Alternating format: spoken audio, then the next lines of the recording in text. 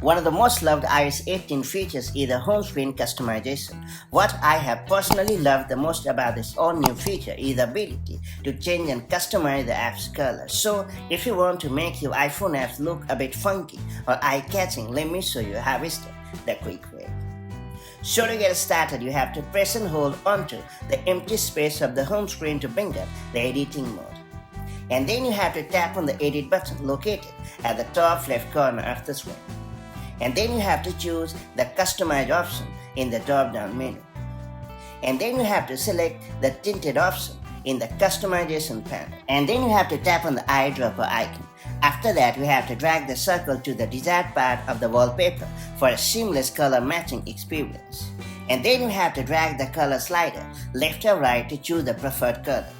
And with the help of the below slider, you can fine-tune the intensity of the color.